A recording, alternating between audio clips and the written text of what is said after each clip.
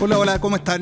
Bienvenidos a un nuevo capítulo de nuestro podcast, siempre para hablar del mundo del deporte, de aquello que lo rodea y de lo que sienten también nuestros deportistas, en este caso, escritores deportistas. Ya vamos a presentar a nuestra invitada de hoy.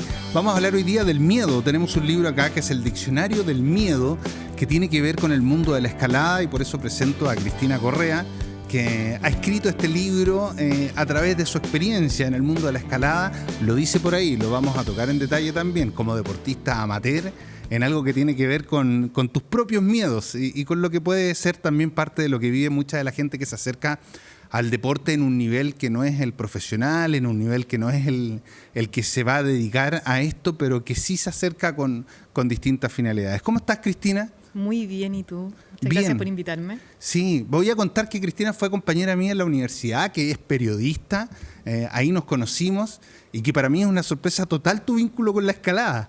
Desde hace... Es que en esa época no escalaba. No de la escritura, yo sabía de tus pergaminos escribiendo, había escrito libros también, pero no sabía de tu vínculo con la escalada. Empecé a escalar bastante mayor. Mi primera experiencia en la escalada fue alrededor de los 33 años. En ese momento lo descarté porque el miedo que me daba y me da todavía era increíble. Y volví cerca de la pandemia, como pre-pandemia, tipo estallido social, yo volví a escalar. Mira, yo estuve hojeando, leyendo evidentemente el libro. El título es sugerente, Diccionario del Miedo. Eso ya llama la atención. Dice definiciones de una escaladora. A ver, vamos por el principio entre comillas, porque cuando uno ve el libro, el principio tiene que ver con tú te acercas a la escalada por una relación de pareja. Así nace tu vínculo con la escalada. Exacto. Pasa mucho que en un principio la escalada es un poquito más masculina. Yo empecé a escalar con un novio mío que él escalaba súper bien, escalaba de chico, y aprendí medio así a la de Dios, como en la vieja escuela, para arriba. Y ahora ya se ha desarrollado mucho más la escalada. O sea, de hecho, en estos 20 años la escalada se ha desarrollado a tal punto que ya es deporte olímpico. Sí. Entonces, hay series, hay manga, hay un montón de producción en torno a la escalada que no existía hace 10 años, o sea, como que los últimos 10 años han sido reveladores para la escalada y también en el grado en que se escala, o sea, a todo nivel. Sí, te voy a preguntar, de hecho, no solo por el libro, sino por tu cercanía, ¿cómo te acercas, más allá de esta experiencia, por tu ex pololo o tu ex relación, cómo te acercas a la escalada? Sino cómo uno se acerca en términos generales, lo digo porque, claro, para nosotros también, los que trabajamos en el mundo del deporte, también ha sido una explosión en los últimos años. En los últimos Juegos Olímpicos nos tocó transmitir escalada en boulder, que es todo también un crecimiento súper explosivo. Y lo marco así porque, y aquí te pregunto, yo no sé cuál es tu sensación, porque para mí, hasta antes de esta explosión de los últimos 10 años, diría yo, debe ser más, pero como conscientemente 10 años, yo lo ponía como en el mundo del montañismo, por ejemplo, porque el montañismo ni siquiera se clasifica como un deporte, como un pasatiempo, porque en el fondo no se compite contra otros, se compite contra uno mismo. Es un poco lo que marca como los matices de si es deporte, no es deporte, para los que les gusta como este tema. Primero, ¿cuál es tu mirada sobre eso y sobre cómo la escalada de pronto quiebra todo esto y se mete en el mundo deportivo derechamente? La escalada nace como un entrenamiento para la montaña. O sea, las disciplinas asociadas a la escalada, que son varias, está el boulder, está la escalada en roca, la escalada tradicional. Mi libro se centra más en el mundo de la escalada deportiva, sin embargo, igual toco los aspectos de los otros dos mundos. Y nace como un deporte para entrenar para la montaña. Los montañistas probablemente van a cuestionar el que no sea deporte, pero bueno, el montañismo también ha entrado en las ligas deportivas con los temas de hacer, por ejemplo, marcas de tiempo, subir el menor tiempo posible. O sea, como que ya se empiezan a cruzar las disciplinas, claro. ¿no? En el caso de la escalada, se mete como entrenamiento para la montaña. O sea, por lo tanto, es una disciplina que nace al servicio de otra, si podemos decirlo así. Y la cosa es que se quedó y hay gente que se dedica solamente a la escalada deportiva o gente que entrena solamente en rocódromo o gimnasios de escalada, muros de escalada, y hay otra gente que va y hace boulder en roca. O sea, es un submundo y por eso también es parte de por qué es interesante este libro, de que hay una investigación detrás también. Esto fue un libro que nació también como mi tesis de magíster. Entonces hay un montón de investigación, no solo mi experiencia personal está ahí. Lo que pasa es que es entretenido eso porque tú logras vincular acá de manera muy literaria, acercas el mundo de la literatura, lo acercas a algo que es más conceptual, que son los conceptos como bien específicos del mundo de la escalada. Yo creo que eso es como, bueno, a mi gusto como de lo más interesante, ¿no? Porque tú en el fondo vas plasmando lo que le pasa a Cristina Correa con este mundo también de la escalada. Y bueno, así fue como surgió un poco la idea del libro. Yo cuando empecé a escalar, me llamaba mucho la atención ese léxico. De que hay muchas palabras que se usan solo en escalada. O sea, puntear, ¿qué significa puntear? Ahí cualquiera pensará cualquier cosa, digamos. Se pueden ir por cualquier lado. Pero es ir de primero. O sea, es el que va poniendo los seguros o la cuerda en los seguros en el caso de la deportiva. Entonces, ese léxico me llamaba mucho la atención y yo realmente tenía mi lista de conceptos de escalada. Y por eso también es un libro que le va a servir mucho a la gente que está entrando en este mundo. Sí, tú fuiste, por ejemplo, a través de los años, del tiempo, cuando te vas vinculando con la escalada, ¿ibas anotando estos conceptos en algún papelito? ¿Tenías tu cuadernito? Tenía un Excel. Ya a esa altura ya era un Excel. Ya. Entonces tenía un Excel que iba anotando estos conceptos y me gustaba mucho. Entonces como que empecé como a coleccionarlos de cierta forma. Y el título original era Diccionario del Escalador, pero como tampoco queríamos que pareciera un manual de escalada, porque no hay nada técnico, sino que hay una recopilación de conceptos y de historias en torno a la escalada, que la idea es retratar esta cultura, esta comunidad de escaladores que existe ahora. Pero tú, por ejemplo, en este ejercicio de ir volcando aquí están como todos tus años o todo el tiempo de escalada. ¿Cuánto se demora un escalador en entender más o menos o en tener estos conceptos que están, por ejemplo, que tú logras vertir acá en el libro? Yo creo que un par de meses. Rápido. Es rápido, es bastante rápido. O sea, yendo a escalar muy seguido, como que empiezas a absorber toda esta cultura de a poco. Ahora también hay un doble clic. O sea, como que la idea también es ir un poco más allá de solo los conceptos, sino que también de los códigos, como de cómo se comportan los escaladores. Habla un poco del perfil del escalador, de qué los caracteriza, que los hace comunidad también. Entonces, hay varias cosas que están dentro de la historia y que van a ser súper útiles, creo yo, para la gente que escala o incluso para los escaladores como más avesados, que era algo que comentábamos en el lanzamiento con Matías Rivas, que también yo menciono muchos lugares de escalada. Sí. Entonces, el que está o que se quiere meter o que ha estado, se va a sentir también identificado con estos sectores de escalada que están cerca de Santiago y otros que están fuera de Chile, y que yo menciono también ahí en la historia. Sí, porque también uno al verlo, para los que estamos lejos de la escalada, claro, también uno tiene como sensaciones nomás, pero tú también lo plasmas ahí.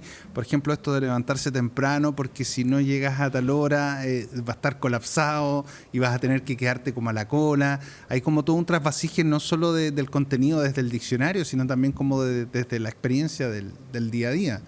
Exacto, bueno, y ahí es donde entra lo que estábamos hablando en un comienzo, que es el tema del miedo.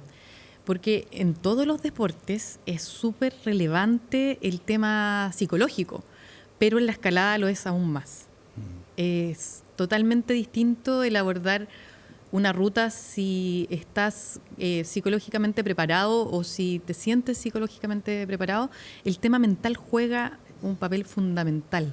De hecho, tú partes un poco por ahí, ¿no? Si mal no recuerdo, como una de las primeras, claro, tener cabeza es como esencial. Hablemos un poquito de eso porque, claro, cuando uno ve nomás tener cabeza es como todo deportista tiene que tener cabeza, sobre todo el deportista que se dedica un poco más al rubro pro. O sea, evidentemente no hay deportista que no llegue arriba que no tenga una cabeza firme. Eso no ocurre. A mí, mira, aquí voy a contar algo como personal. A mí me da incluso un poco de risa toda la gente que dice como que cuando ve deporte de alto nivel dice ese es pecho frío, no sé qué. No. Nadie que llega al deporte de ultra elite es un tipo con el pecho frío. como descorazonado. Entonces yo creo que el tema de la cabeza es como fundamental, es como un eje súper importante para el deportista de élite. ¿Qué pasa con la cabeza del deportista? No sé si se entiende, como que yo lo saco, como que siento que todo el deportista élite efectivamente tiene cabeza, si no, no habría llegado jamás. Pero ¿qué pasa con el otro deportista?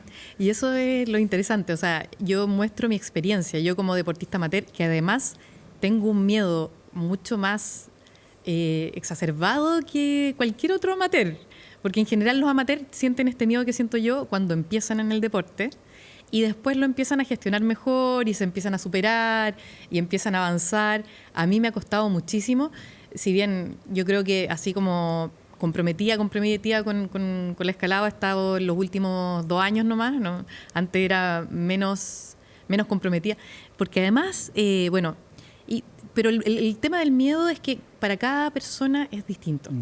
Entonces hay algunos que empiezan a escalar y inmediatamente encuentran este lugar feliz desde el que pueden sobreponerse al miedo. Pero hay otros que batallamos un montón. Y ahí hay gente que se siente identificada con esto y otra que no tanto. Otros que les pasa, no sé, como Alex Honnold, que es el protagonista de Free Solo, que el tipo, o sea, casi como que le hicieron un escáner y encontraron que tenía desactivado la percepción del miedo. Pero incluso él dice que este deporte es un deporte en que se siente ese miedo y que además es un deporte bien ingrato porque se falla todo el tiempo. O sea, es un deporte en el que te equivocas y te equivocas y te equivocas hasta que te sale ese paso. Claro. Entonces hay que tener no solamente cabeza en el sentido de poder superar el miedo, sino que también resiliencia como para aguantar este nivel de frustración que requiere. Absolutamente. En el siguiente bloque vamos a hacer una pausa, pero en el siguiente bloque vamos a profundizar en eso. A propósito de lo que decías de Free Solo, claro, él en un momento llega y dice, esta es la mañana en que tengo que hacerlo. Como de pronto pequeñas cosas que pasan en el cerebro, vamos a profundizar. Estamos hablando con Cristina Correa, que escribió el Diccionario del Miedo a propósito de la escalada. Volvemos en un instante.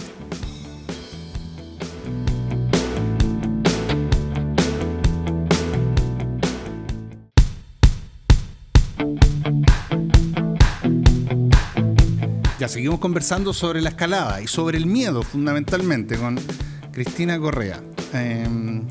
Dice así: los deportistas del montón sustentamos la industria y a cambio recibimos adecuadas dosis de adrenalina y dopamina como para seguir enganchados a esta extraña droga. Todas esas relucientes artículos deberían llevar la siguiente advertencia: escalar puede ser adictivo. Es completamente adictivo. Como mucha gente como que empieza a escalar y luego ya no lo puedes dejar. Es como... Es un deporte que te entrega esa dosis de adrenalina necesaria para poder seguir resistiendo y seguir. Pero eso tiene que ver con el miedo también. Sí, el miedo también tiene ese grado de que te provoca entre la ansiedad y las ganas de enfrentar y de ir superando. Porque una vez que superas una barrera, quieres superar la siguiente. En el fondo la escalada tiene que ver con eso. Sí, es así. Es un constante desafío. Y eso también... es súper adictivo, o sea, como que constantemente puedes tener un desafío mayor. O sea, imagínate que ahora los escaladores están escalando 515C, que es como un grado que no se pensaba en los años 80. ¿Qué significa qué? Esto es la medida. Hay varias escalas que miden el grado de la escalada. En Chile se usa la escala norteamericana, y hay una escala europea o francesa que también es una de las más comunes. Entonces, los grados súper fácil, que es como, por ejemplo, la escalada que se requiere para subir una montaña, generalmente son 5.8, 5.9, eso sería. Y de ahí ya empiezan los grados que son más bien de escaladas de grandes paredes, que van desde el 5.10A, después hay un B, C, D, hay un 5.11, A, B, C, D, y ahí hasta ahora, hasta el 15C. Que eso es lo más que se ha escalado, que es Adam Ondra y la Bukra Boutroux, que fue una de las medallistas olímpicas, y es la primera mujer, y esto pasó creo que la semana pasada, hace 2 semanas, en escalar ese grado. Mira, uno piensa de manera recurrente en la historia de Frisol o del Capitán, de escalar esto que es una locura, ¿no? Que es subir este kilómetro de roca, que evidentemente es porque, a ver, los deportistas en general se enfrentan al miedo, pero aquí en el caso extremo del que estamos hablando, no el caso del escalador de fin de semana, pero también me puedes contar de aquello, pero en este caso extremo, claro, él se enfrenta no solo al miedo, sino a la posibilidad de perder la vida, que es un poco como el corredor de Fórmula 1, es como, qué sé yo, como pocos deportes en el mundo, ¿no? No todos tienen, a pesar de que uno pudiera tener un accidente en cualquier deporte, la lógica es que tu vida no está en riesgo haciendo deporte.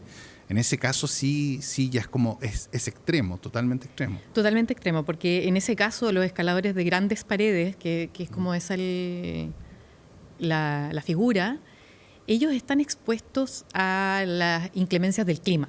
Y eso pasa mucho, por ejemplo, en la gente que se va a escalar a Patagonia, los que se van a escalar a Torres del Paine. Ellos están expuestos no solamente al riesgo del deporte en sí, sino a todas las condiciones que se pueden generar. O sea, puede que esta pared un día haya tenido hielo y al otro día no. Puede que esta ruta la hayan planeado de una forma y cuando llegaron al terreno la roca era mala y no servía. Pueden pasar un montón de cosas. O sea, incluso que se salga una roca y bueno, por eso también este deporte se practica con casco. Cristina, tú cuando te involucras con la escalada y te enfrentas a los primeros miedos, digamos como al salir del statu quo de decir sí, yo soy capaz de... ¿Qué le recomendarías a la gente, al principiante, al que quiere iniciarse en esto, decirle, pucha, ¿saben qué? Yo cometí este error?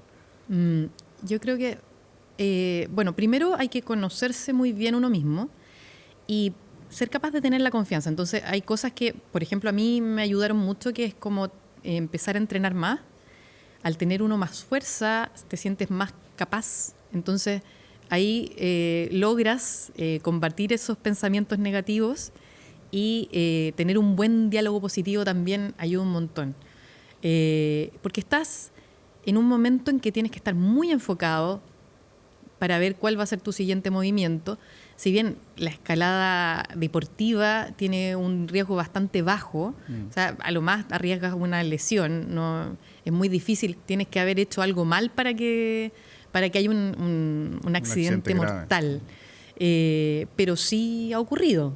O sea, y generalmente, este es un deporte que además implica a más de una persona generalmente. O sea, son muy locos los gallos como el Alex Honnold que se va a escalar solo, digamos. Eso contados con los dedos de la mano casi. En general, cuando vas a escalar, se escala con una cordada, que es tu compañero que te está asegurando en cada paso, en cada tramo, en cada largo de la ruta. ¿Y vas creando comunidad?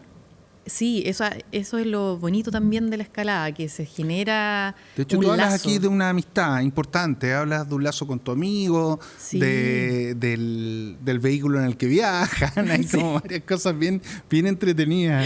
Sí, Edu, que es un amigo que ahora vive en Alemania, ahora ya no salimos a escalar, pero él fue en los primeros escaladas fue como súper clave, aparte que motivado total.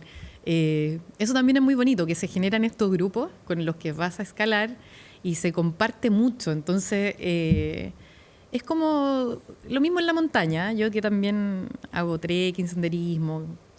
Al final, vives estos momentos súper emocionales juntos con estas personas. Entonces, se genera un lazo muy fuerte. Mira, yo aquí anoté algunas cosas porque que me llamaron la atención. Me encantó esto de desescalar. ¿A qué te refieres con desescalar? Porque cuando uno lo lee, claro, dice, sí, uno pudiera hacer como este lenguaje o este diccionario de cualquier deporte. Es como, sí. Bueno, desescalar es gráficamente retroceder un paso. Y es súper difícil. O sea, debe ser uno de los ejercicios más difíciles, más que avanzar cuando vas en una pared. Retroceder al paso anterior, a menos que tengas así como unos agarres de mano súper buenos como para colgarte y retroceder. Desescalar es un movimiento que requiere mucha fuerza y atención. Y a veces se hace, pero yo también ahí lo pongo como metáfora Claro. de retroceder, ¿no? Ujú. De llegar al paso anterior. Entonces, ahí tiene mucho que ver con la historia de que la escalada tiene este eterno retorno, que yo creo que muchos saben, que a veces una lesión, por ejemplo, te lesionaste el tobillo, que me pasó, lo cuento también ahí, de haber estado escalando de primera y haber tenido una mala caída, lesionarme un tobillo, pasas un mes o un poco más sin poder volver a escalar, entonces cuando vuelves estás ya como grado cero, digamos, ya hay que volver nuevamente a construir esa fortaleza mental, esa fortaleza muscular, la fuerza de dedos. O sea, se pierde mucho. Sí, pero se ganan otras. Recuperas las manos cuando desescalas, por ejemplo, Claro. entre otras cosas. Se recupera la lesión. Se recuperan algunas, se pierden otras. No, lo digo porque en general el diccionario del miedo tiene harto de eso, de lo que cuento, del desescalar. Por eso lo anoté, porque me parece como bien un poco en la línea de lo que tú buscas en el libro, de estas metáforas. En el fondo, propones el diccionario, propones la terminología, pero lo vas linkeando con la vida misma.